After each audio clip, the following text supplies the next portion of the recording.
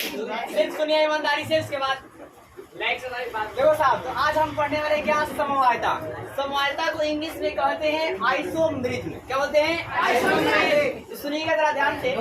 वैसे कार्बनिक यौगिक जिनका सूत्र समान होता है, जिनका सूत्र क्या होता है? समान होता है, परंतु भौतिक और रासायनिक गुण क्या होता है? असमान।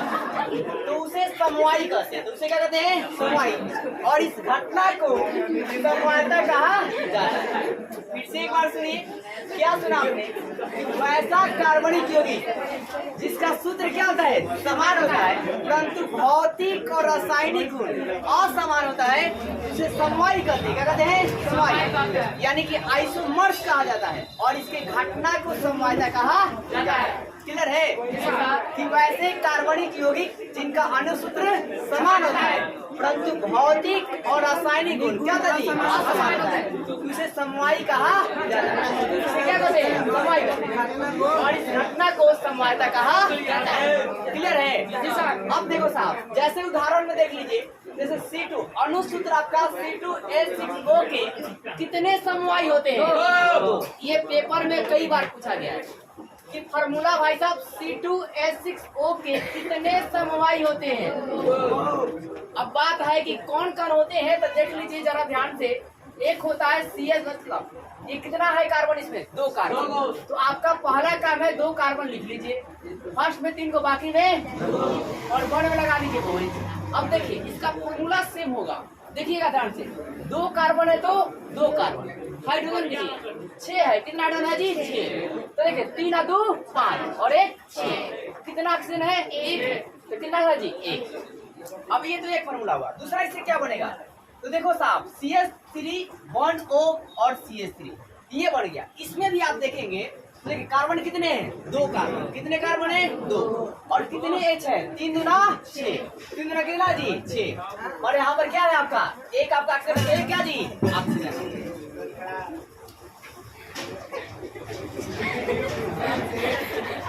ओके, कितने समवायी होते हैं? आपके पेपर में सिर्फ इतना ही याद कर लेना है कि C2H6O के कितने समवायी होते हैं। तो कौन कौन होते हैं ये नहीं पूछेगा, लेकिन आप अलग कॉम्पिटिटिव एग्जामों के लिए याद रखिए कौन कौन होते हैं। तो एक होता है एथेनॉल, क्या होता है? एथेनॉल। और एक क्या होता है? Methoxy methane. क्या होता है जी? मेथॉक्सी मेथेन या डाई मेथिल ईथर। अब आगे देखो समवायता के प्रकार साहब। तो समवायता के मुख्य रूप से 2 प्रकार है। कितने प्रकार हैं? 2। एक है संरचनात्मक समवायता और एक है त्रिविम समवायता। अब सवाल ये है कि संरचनात्मक समवायता किसे कहा जाएगा? तो सुनिएगा ध्यान से। वैसा समवायता जो संरचना के रूप में पाया जाता है, संरचना समझ रहे हैं, स्ट्रक्चर के रूप में क्या जी? पाया जाता है, उसे संरचनात्मक समवायता कहते हैं। नाम पर आंसर भाई साहब याद कर लीजिएगा। वैसा समवायता जो संरचना के रूप में पाया जाता है, उसे संरचनात्मक समवायता कहते हैं। क्लियर है जी? वैसा समवायता जो किस रूप में पाया जाता है? संरचना के रूप में पाया जाता है। किस रूप में? तो क्या सुनिए आप कि वैसा समवायता जो संरचना के रूप में पाया जाता है, उसे संरचनात्मक समवायता कहते हैं। उदाहरण देखेंगे हम बहुत सारा, जैसे मतलब आगे देखिए साहब। अब ये संरचनात्मक समवायता कितने प्रकार के होते हैं? 3 प्रकार के। कितने प्रकार के? 3। एक होता है श्रृंखला संरचनात्मक समवायता। कैसे नाम लिखेंगे ध्यान दीजिए। श्रृंखला संरचनात्मक समवायता। दूसरा क्या है? अस्थान संरचनात्मक समवायता। तीसरा क्या है? क्रियाशील संरचनात्मक समवायता। लॉजिकली याद करेंगे। तो आपने क्या देखा कि जो समवायता कितने प्रकार का? 2 प्रकार का। एक होता है संरचनात्मक और एक होता है त्रिविम। संरचनात्मक नाम पर उत्तर यह रखना है, वैसा समवायता जो संरचना के रूप में पाया जाता है, उसे संरचनात्मक समवायता कहते हैं। और ये कितने प्रकार के होते हैं? 3। एक होता है श्रृंखला, एक होता है स्थान और एक होता है क्रियाशील। एक क्या था जी? श्रृंखला। पहला क्या है? श्रृंखला। दूसरा क्या है? स्थान। और तीसरा क्या है? क्रियाशील। तो जब होगा भाई साहब ध्यान दीजिए कि श्रृंखला समवायता किसे कहेंगे? तो सुनिए, वैसा संरचनात्मक समवायता जिसके श्रृंखला में चेंजिंग आता है। श्रृंखला में क्या था जी? चेंजिंग आता है, मतलब परिवर्तन आता है, उसे श्रृंखला समवायता कहते हैं। तो क्या सुना आपने कि वैसा समवायता जिसके श्रृंखला में, किसका जी? श्रृंखला में अगर परिवर्तन आता है, उसे श्रृंखला समवायता कहा जाएगा। अब उदाहरण देखिए, जैसे ब्यूटेन के कितने समाज होते हैं, टेबल आएगा 2। ब्यूटेन का C4 मतलब क्या होता है जी, ब्यूटेन के कितने समाज होते हैं, 2 होते हैं। पेंटेन के कितने समाज होते हैं, 3। हेक्सेन हेक्सेन कितना होता है जी, 8। ज्यादातर आपकी बोर्ड एग्जाम में क्या पूछेगा कि ब्यूटेन का कितना होता है, 2। अब पेंटेन का इससे ज्यादा नहीं होता है। अब आइए मैं इसको आपको बना कर दिखाता हूँ कि कैसे बनता है। तो C4 देखो साहब, तो आपको सबसे पहले क्या करना है कि C4 में कितने समायता बनते हैं, 2। मतलब आप इसके फार्मूला को C4 क्या होता है जी, C4H10, इसका नाम क्या जी, ब्यूटेन। श्रृंखला समवायता का उदाहरण आप देख लीजिए, C4H10। तो देखिए आप इसे 2 तरह से लिख सकते हैं। पहला कार्बन कितना है, 4 गो कार्बन है तो 4 गो CH लिखिए। फर्स्ट में 3 गो, लास्ट में 3 गो, बाकी में 2। अब आपको पता है इसका नाम क्या होगा जी, ब्यूटेन। क्या नाम होगा जी। अब दूसरा स्ट्रक्चर क्या बनेगा, तो जरा ध्यान दीजिएगा, 1 2 3 आप लिख लीजिए और बीच में जरा लटका लीजिए। लटका लिए, फर्स्ट में 3 गो, लास्ट में 3 गो। जहां पर लटकता है वहां कुछ नहीं रखते हैं, क्यों, क्योंकि ऑलरेडी होगा 1 बॉन्ड 2 बॉन्ड 3 बॉन्ड और हाइड्रोजन है 4। अब इसका नाम क्या हो गया, चेंज हो गया। अब इसका नाम ब्यूटेन नहीं रहा, अब नाम क्या है, देखो ये कितना पर है, मेथिल 2 पर, और CH3 का नाम क्या जी, मेथिल। क्या नाम है, मेथिल। और कितने कार्बन, 1 2 3, तो क्या हो गया जी, क्या नाम हो गया।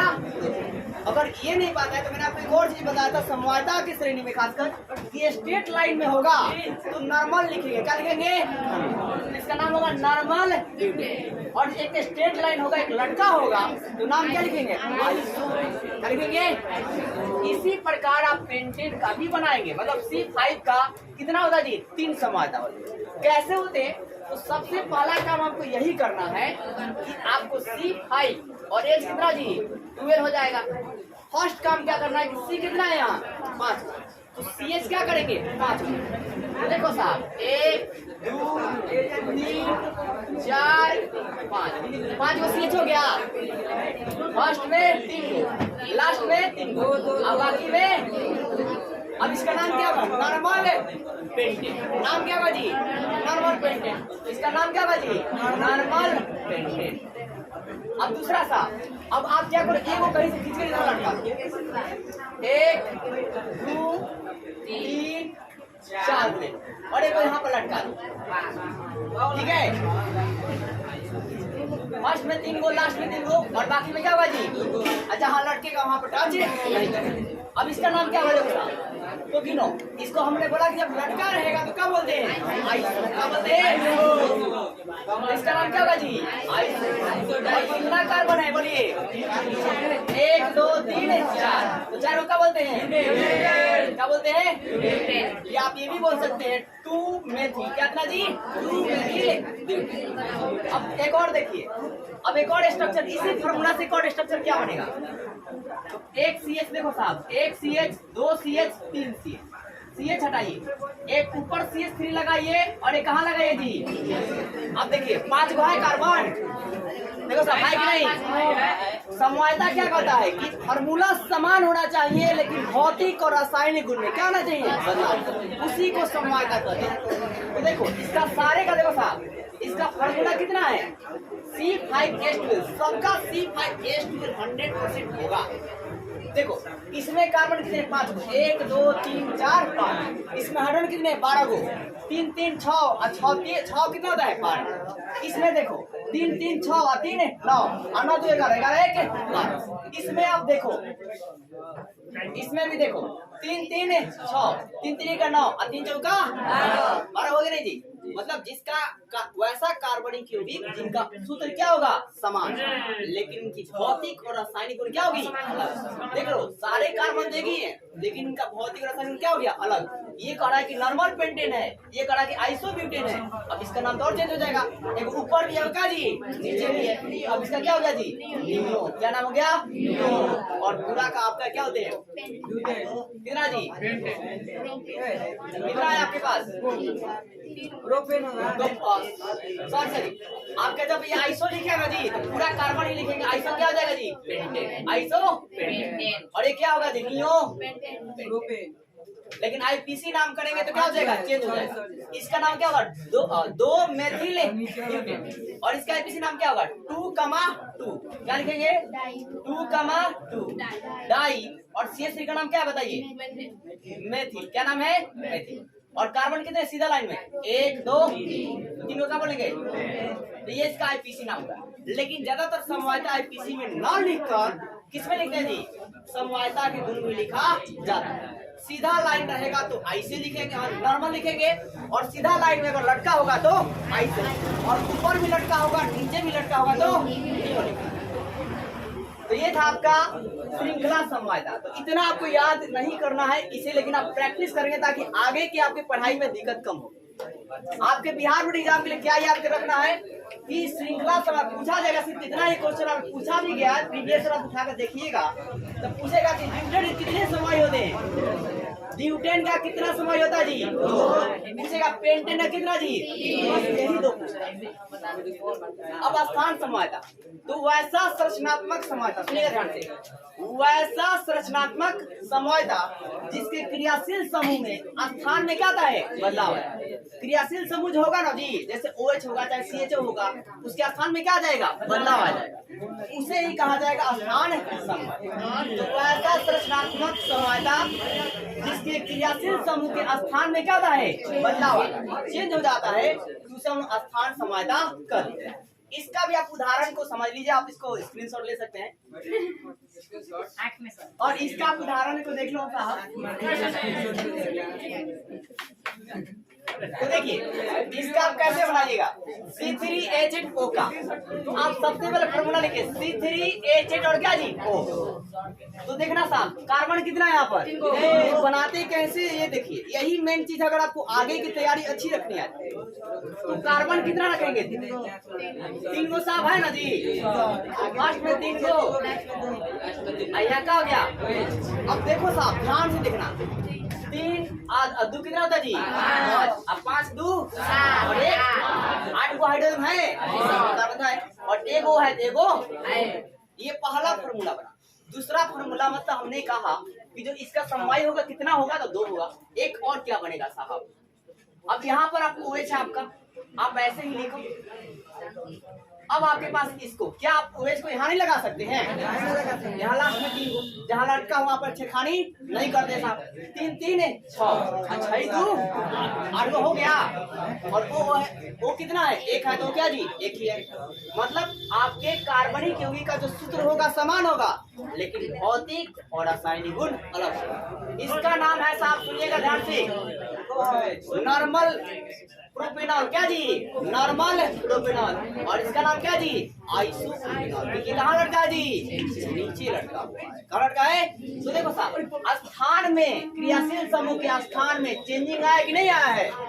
एक साहब 1 पर था, ये कहाँ पर था जी, 1 पर, लेकिन अब कितना पर आ गया है। तो ऐसा संरचनात्मक समवायता जिसके क्रियाशील समूहों के स्थान में परिवर्तन होगा उसे स्थान समवायता कहा जाए। अब बात करते हैं क्रियाशील समवायता। तो वैसा सुनिएगा जरा ध्यान से, वैसा संरचनात्मक समवायता जिसके क्रियाशील समूह डिफरेंट होते हैं। क्या होते हैं, मतलब अलग अलग होता है। क्या था जी, अलग अलग होता है। डिफरेंट मतलब अलग अलग होता है, उसे क्रियाशील समवायता कहा जाता है। उदाहरण के लिए देखिए ये वाला C2H6 कितने समय होते हैं जी, 2। C2H6 से कितने समय होते हैं, 2 होते हैं। अब इसका देखो साहब, इसका क्रियाशील समूह क्या है, OH है। क्या है, और यहाँ पर क्या है, O है। क्या है, एक हो गया एल्कोहल। क्या हो गया, एल्कोहल। और ये क्या हो गया, इथर। अलग अलग क्रियाशील समूह। मैंने आपको बता रहा कि वैसा संरचनात्मक समवायता जिसके क्रियाशील समूह क्या होंगे, अलग अलग। क्या होंगे, अलग अलग। तो भाई साहब C2H6O के 2 समवाय होते हैं, एक एल्कोहल का होता है और एक ईथर का। एक क्या था जी, एल्कोहल का, और एक होता है ईथर का। अब देखते हैं त्रिविम समवायता। अब देखो साहब एक ध्यान दियो, तो आप देखते हैं त्रिविम समवायता। त्रिविम समवायता सुनिए, वैसा समवायता जो त्रिविम आकृति में पाई जाती है, 3D डायमेंशन में पाया जाता है, उसे त्रिविम समवायता कहा जाता है। क्या सुने आप?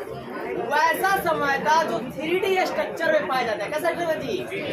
3D स्ट्रक्चर में पाया जाता है या त्रिविम संरचना में पाया जाता है, उसे त्रिविम संरचना का त्रिविम समवायता कहा जाता है।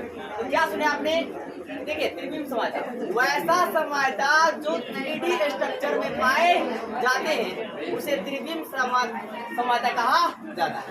याद रहेगा आपको कि वैसा समवायता जो त्रिविम क्या जी संरचना के रूप में पाया जाता है, उसे हम लोग त्रिविम समवायता शॉर्ट में रहेगा 3D स्ट्रक्चर के रूप में। किस स्ट्रक्चर में?